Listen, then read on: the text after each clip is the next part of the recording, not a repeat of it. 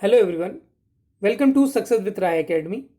9 जुलाई 2020 के दैनिक जागरण के राष्ट्रीय संस्करण को आज के इस वीडियो में हम डिस्कस करेंगे। इस वीडियो में सभी पेजों को कवर किया जाएगा। National, international, sports, business, editorial. अब चलिए वीडियो को शुरू करते हैं। सबसे पहले अपनी मोटिवेशनल लाइन को देख लेते हैं। अगर मेहनत आदत बन जाए तो कामयाबी मुकद्दर बन जाती है। जो लोग सफलता के लिए मेहनत को लगातार करते रहते हैं, लगातार परिश्रम करते हैं, तो वो उनकी आदत बन जाती है। यानी अगर वो एक टाइम टेबल सेट करते हैं कि मुझे इतने घंटे पढ़ना है, और अगर उसको आप वो फॉलो करते रहते हैं, तो एक समय ऐसा आता है कि वो उनकी आदत में शुमार हो जाता है। चाहे जितने भी एग्जाम्पल हों, आप इंटरव्यू भी पढ़ेंगे तो उनका एक टाइम टेबल होता है जिसका वो कड़ाई से पालन करते हैं। तो वो इसलिए पालन नहीं करते हैं कि कोई उन पर दबाव होता है, इसलिए पालन करते हैं क्योंकि वो उनकी आदत बन चुकी होती है। और जैसे ही वो टाइम टेबल उनकी आदत बन जाती है, निश्चित तौर पर कामयाबी भी उनकी आदत बन जाती है। यानी वो कामयाबी जल्दी पा लेते हैं। तो अगर आप भी टाइम टेबल बनाते हैं तो आप भी उसको फॉलो करने के लिए परिश्रम करिए, दृढ़ निश्चय करिए, तभी आप उसको फॉलो कर पाएंगे। अब चलिए आज के न्यूज़पेपर को शुरू करते हैं। सबसे पहले नेशनल न्यूज़। 3 नेशनल न्यूज़ है हमारे लिए। पहली न्यूज़ है कि गांधी परिवार से जुड़े 3 ट्रस्टों की कराई जाएगी जांच, क्योंकि गृह मंत्रालय ने जो कमेटी है वो गठित कर दी है। विदेश से फंडिंग और अनियमितताओं का जो इन पर आरोप लगा है गांधी ट्रस्ट पर, उसकी अब इसमें कार्रवाई की जाएगी। दूसरी न्यूज़ है स्वस्थ होने की दर 61.5%। देखिए, न्यूज़ में इस समय कोरोना वायरस को लेकर सिर्फ स्वस्थ होने की दर दिखा रहे हैं, जबकि अगर एवरेज देखा जाए तो रोज लगभग 25 से 26 हजार केसेस इंडिया में नए आ रहे हैं। उसकी न्यूज़ नहीं दिखाकर ये स्वस्थ होने वालों की दर दिखा रहे हैं। और तीसरी न्यूज़ है सीबीएसई के पाठ्यक्रम से राष्ट्रवाद और धर्मनिरपेक्षता जैसे अध्याय हटाए गए। इसमें ममता, शशि थरूर, येचुरी और शरद यादव ने इसमें विरोध जताया है। तो अब पहली न्यूज़ से शुरू करते हैं कि गांधी परिवार से जुड़े 3 ट्रस्टों की कराई जाएगी जांच। राजीव गांधी फाउंडेशन में चीन और जाकिर नाइक से फंडिंग के आरोप पर व विवाद के बीच अब केंद्र सरकार ने इसके साथ साथ राजीव गांधी चैरिटेबल ट्रस्ट और इंदिरा गांधी मेमोरियल ट्रस्ट में भी अनियमितताओं की जांच का फैसला किया है। गृह मंत्रालय ने इसके लिए एक अंतर मंत्रालयीय समिति के गठन का ऐलान किया है। प्रवर्तन निदेशालय के विशेष निदेशक की अगुवाई में यह समिति तीनों संस्थानों में मनी लॉन्ड्रिंग रोकथाम कानून, विदेशी सहायता नियमन कानून और आयकर कानून के उल्लंघन की जांच करेगी। वैसे गृह मंत्रालय ने यह नहीं स्पष्ट किया है कि समिति में कौन कौन लोग शामिल होंगे। पिछले दिनों भाजपा अध्यक्ष जेपी नड्डा की ओर से दस्तावेजों के आधार पर राजीव गांधी फाउंडेशन में चीनी सरकार, चीनी दूतावास से फंडिंग के आरोप लगाए गए थे। बाद में फंडिंग करने वालों में जाकिर नाइक से जुड़ी संस्थाओं के भी नाम आए हैं। इस मामले में कांग्रेस ने सरकार पर बदले की कार्रवाई का आरोप लगाया था, लेकिन चीन से फंडिंग के दावों का स्पष्ट खंडन नहीं किया था। दूसरी न्यूज़ है कि स्वस्थ होने की दर 61.5%।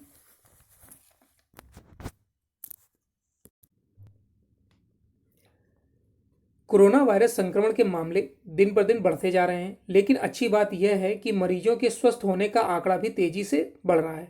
महामारी से उबरने की दर बढ़कर 61.53% हो गई है और अब तक 4.56 लाख से अधिक मरीज ठीक होकर अपने घर भी लौट चुके हैं। अब तक सामने आए करीब 7.5 लाख संक्रमितों में से 2.5 लाख से कुछ ही ज़्यादा सक्रिय मामले रह गए हैं। जांच का दायरा भी तेजी के साथ बढ़ रहा है। अब तक 1 करोड़ 4 लाख से अधिक नमूनों की जांच की जा चुकी है। मंगलवार को 2,62,680 नमूनों की जांच की गई। देश में प्रति 10 लाख आबादी पर 7,180 लोगों की जांच की जा रही है।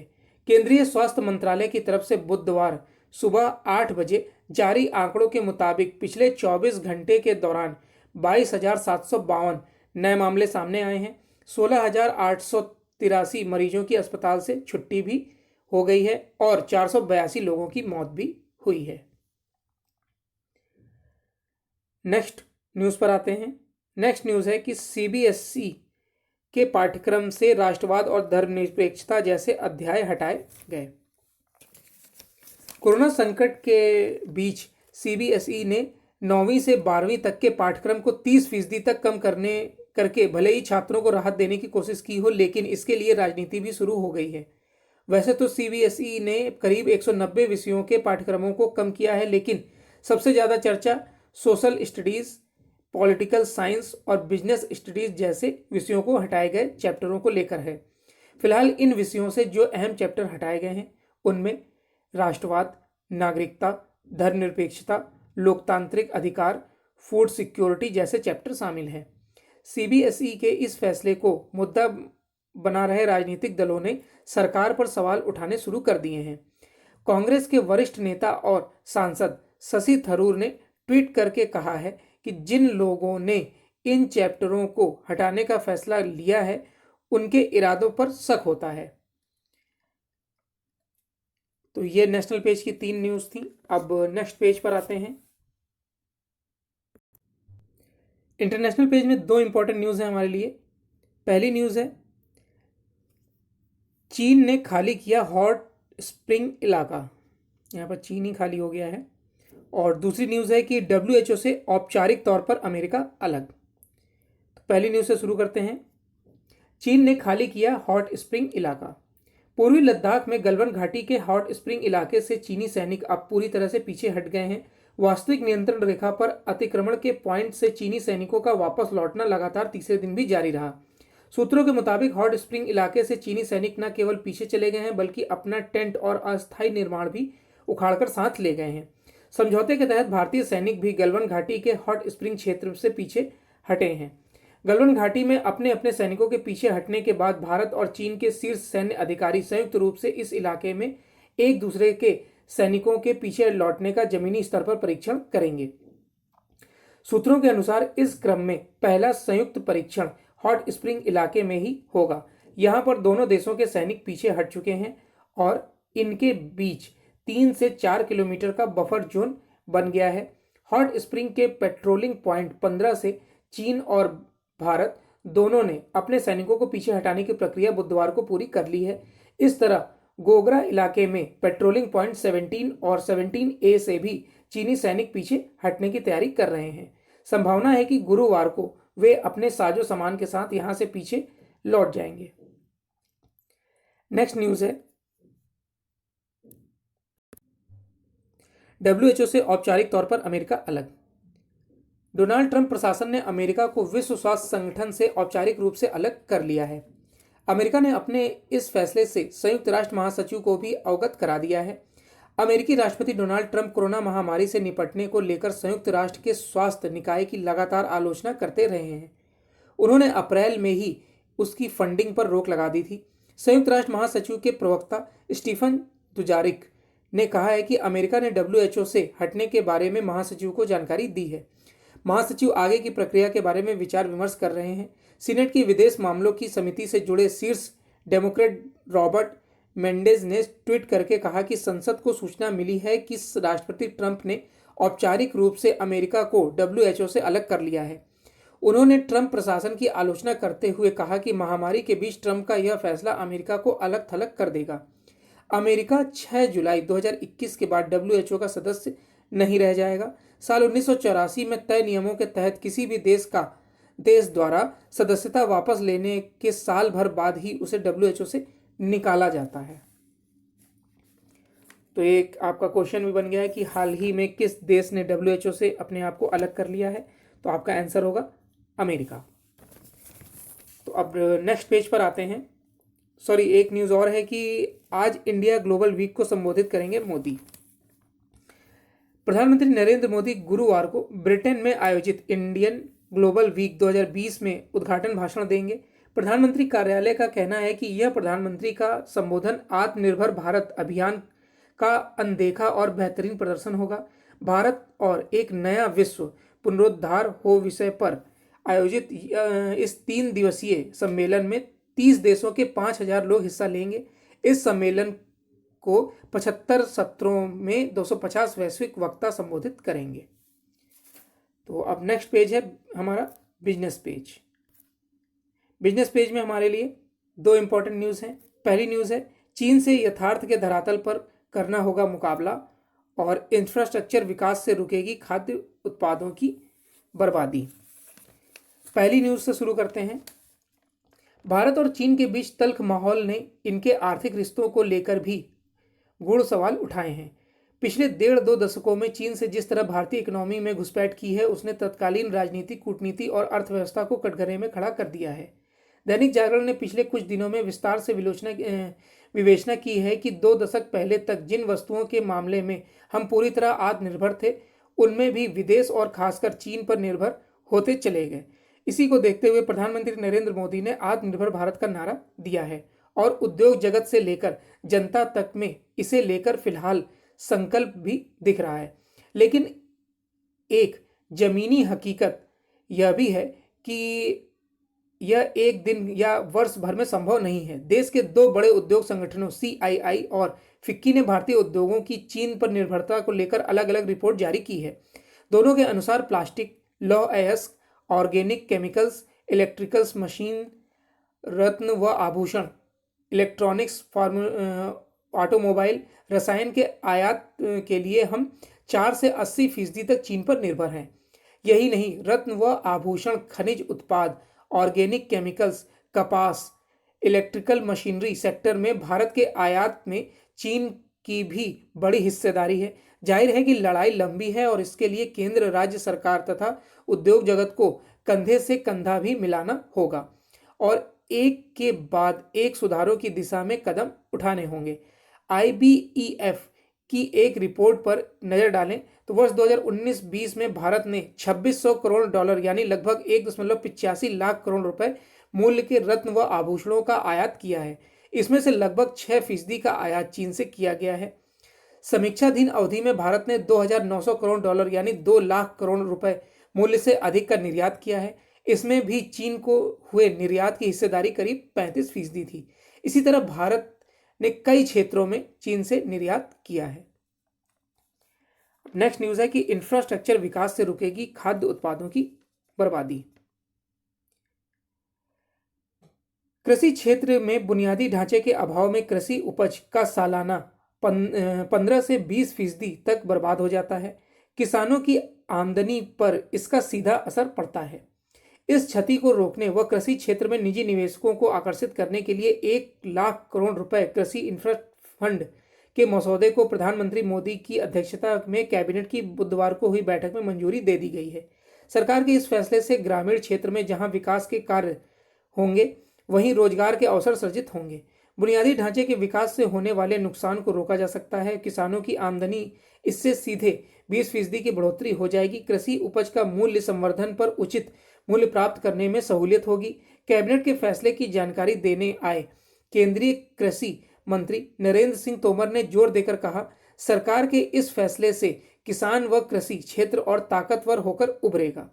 बुनियादी ढांचे को मजबूत बनाने के साथ कानूनी बाधाओं को खत्म करने के लिए भी सरकार ने 2 अहम अध्यादेश जारी किए हैं जो कृषि विकास में मील के पत्थर साबित होंगे। 1 लाख करोड़ रुपए के कृषि इंफ्रास्ट्रक्चर फंड की घोषणा आत्मनिर्भर भारत योजना के लिए की गई थी।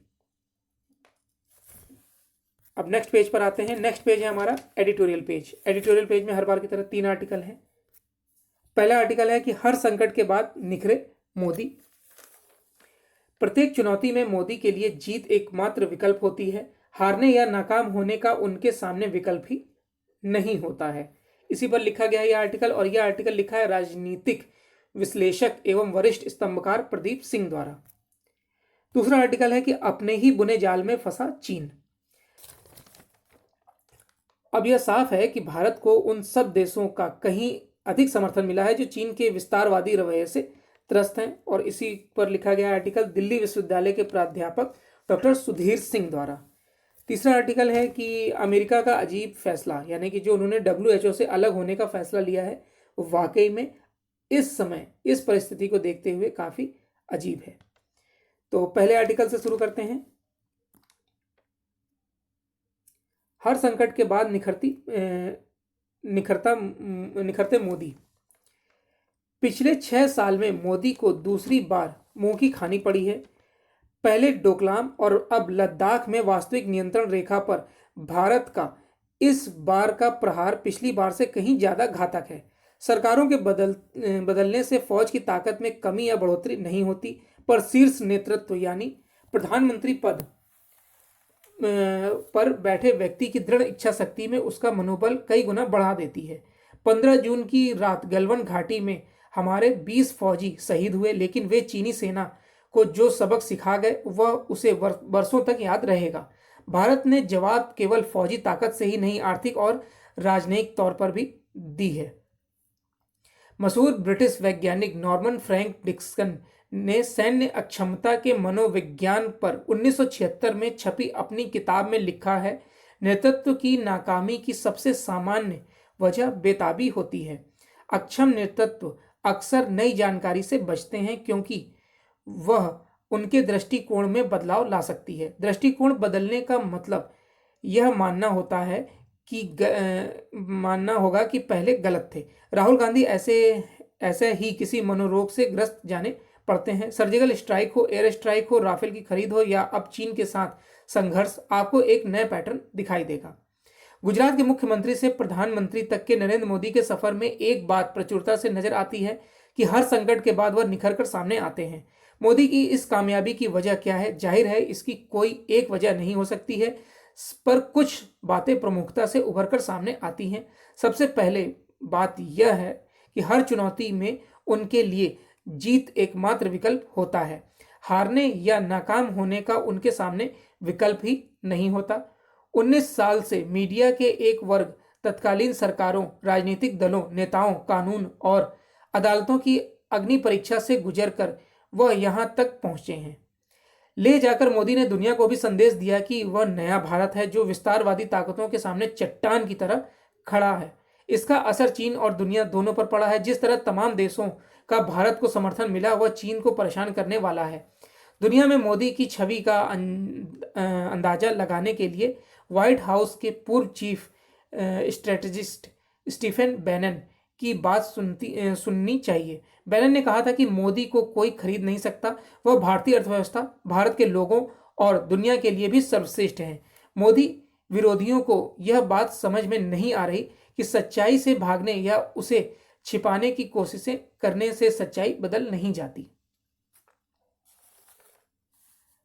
नेक्स्ट आर्टिकल पर आते हैं।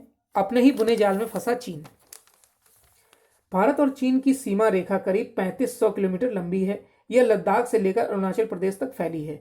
इसे 3 भागों में बांटा गया है, पश्चिम जिसमें लद्दाख है, मध्य जिसमें हिमाचल प्रदेश है और उत्तराखंड है, एवं पूर्व जिसमें सिक्किम से लेकर अरुणाचल प्रदेश की सीमाएं हैं।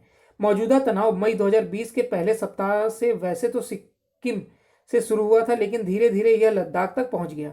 15 जून की रात्रि में गलवान घाटी में दोनों सेनाओं के बीच बगैर घातक हथियारों के हिंसक संघर्ष हुआ, जिसमें भारतीय सेना के 20 और चीनी सेना के 40 से अधिक जवान मारे गए।